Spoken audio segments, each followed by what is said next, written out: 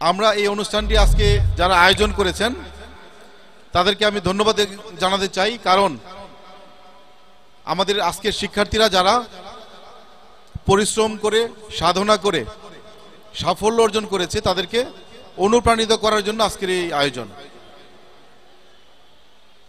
আমাদের বাংলাদেশের যে শিক্ষা ব্যবস্থা, আমি যদি একটু এটাতে আলোকপাত করি, আমরা দেখতে পাই এখন জিপিএ 5 অনেক বেশি পরিমাণ আমাদের শিক্ষার্থীরা অর্জন করছে।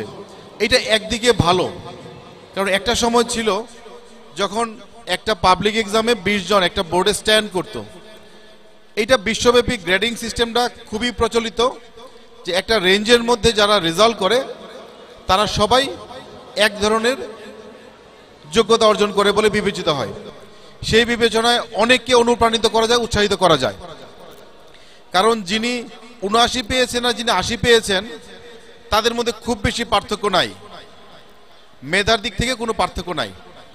আজকে যারা এখানে উপস্থিত হয়েছেন আপনারা নিঃসন্দেহে মেধাবী, কিন্তু আপনাদের সামনে যে লম্বা পথ সামনে অপেক্ষা করছে, এই পথ পাড়ি দেওয়ার জন্য আপনার মেধার পাশাপাশি দুইটা জিনিস খুব জরুরি বলে আমি মনে করি। একটি হলো সততা এবং একটি হলো সাহস।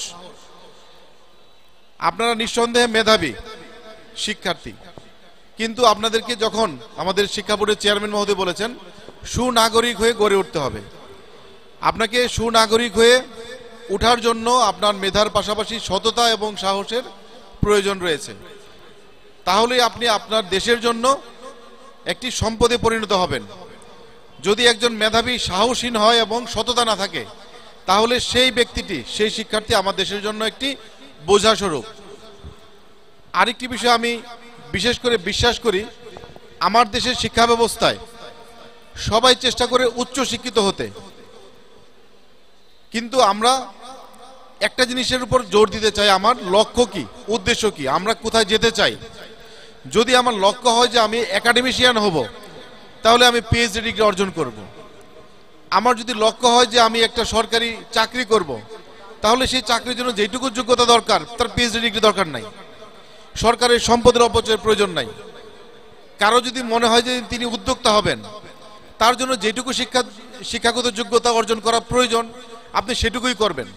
কারণ একজন শিক্ষার্থীর পিছনে রাষ্ট্রকে অনেক সম্পদ ব্যয় করতে হয়। আমরা চাইব রাষ্ট্রের সম্পদের যেন সঠিক এবং সুষম ব্যবহার হয়। আমাদের এই দেশের যে 18 কোটি মানুষ এবং এই অল্প জায়গার ভিতরে এই মানুষের ধারণ ক্ষমতা একেবারেই নাই বললে চলে।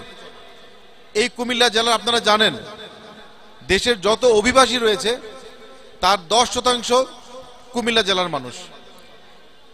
আমরা চাইব যারা দেশের বাইরে যাবেন তারা যেন শুধুমাত্র শ্রমিক হিসেবে না যান। আমরা এই বিষয়টির উপর খুব জোর দিতে চাই।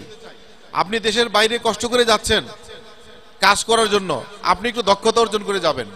আপনার টার্গেট থাকবে আপনি যে কাজে যাবেন আপনি যেন ওই দেশে দক্ষতার সাথে যেতে পারেন, যেন আপনার পরিশ্রম, আপনার সময়টি কাজে লাগে এবং আপনার পরিশ্রমের মাধ্যমে আপনি নিজে এবং নিজের পরিবার এবং দেশ লাভবান হয়। আমি আর খুব বেশি কথা বাড়াতে চাই না। বৈরী আবহাওয়ার মধ্যে যারা উপস্থিত এখনো রয়েছেন এবং যারা এই অনুষ্ঠানটি আয়োজন করেছেন তাদের সকলকে আমি সাধুবাদ জানাই এবং সকলের মঙ্গল কামনা করে আমার বক্তব্য শেষ করছি। আসসালামু আলাইকুম।